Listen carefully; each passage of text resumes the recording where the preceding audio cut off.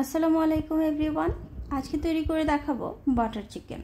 এটি Indian dish হলেও এখন বিশ্বের অনেক জায়গাতে এটা খুব জনপ্রিয়।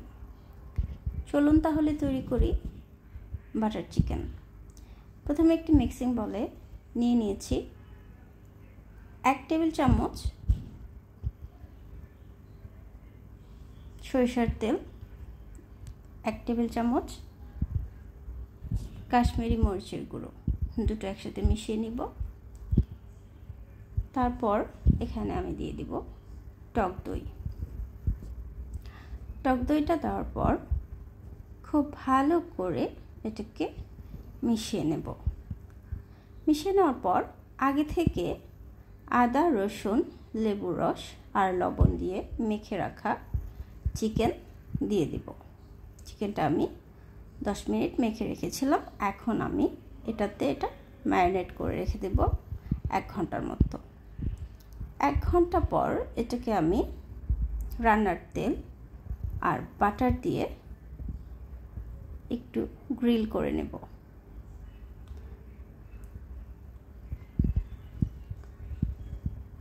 এক পাশ ভাজা হলে উল্টে দেব।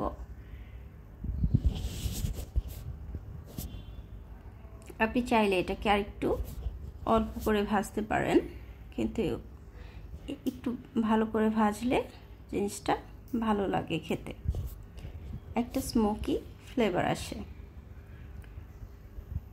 সেম প্যানে আবার কিছুটা রান্নার তেল দিয়ে দারচিনি, এলাচ দিয়ে দিব কেটে রাখা টমেটোগুলো দিয়ে নেড়েচেড়ে কিছুটা পেঁয়াজ দেব কাশ্মীরি মরিচ 1 চা চামচের মতো, দেব লবণ। টমেটোটা একটু নরম নরম করে ভাজবো। দিয়েছি কাজু বাদাম। টমেটোটা নরম হয়ে এলে দিয়ে দিয়েছিলাম পানি দিয়ে এটাকে আমি সেদ্ধ করে ব্লেন্ড করে ছেঁকে নিয়েছি। তারপরে একটা প্যানে দিয়ে দিয়েছি বাটার, বেশ অনেকখানি বাটার দিতে হবে। দিয়ে দিয়েছি আদা রসুন পেস্ট, আবার দিয়েছি কিছুটা কাশ্মীরি মরিচ, লবণ স্বাদ মতো।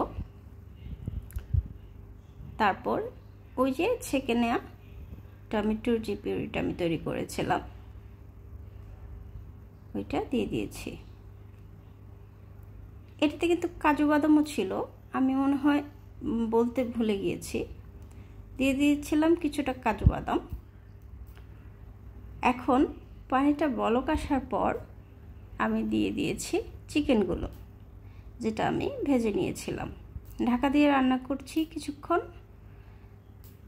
রান্না প্রায় শেষের দিকে হওয়ার পর দিয়ে দিয়েছিলাম কিছুটা ক্রিম। কিছুক্ষণ ঢাকা দিয়ে রান্না করে পরিবেশন করব।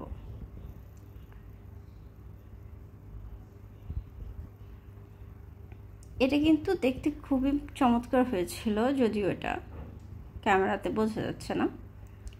এটা দেখতে যেমন সুন্দর, খেতেও কিন্তু তেমন মজা। ডেকোরেশনের জন্য আমি উপরে কিছুটা ক্রিম দিয়ে দিয়েছি। ধন্যবাদ সবাইকে, ভালো থাকবেন।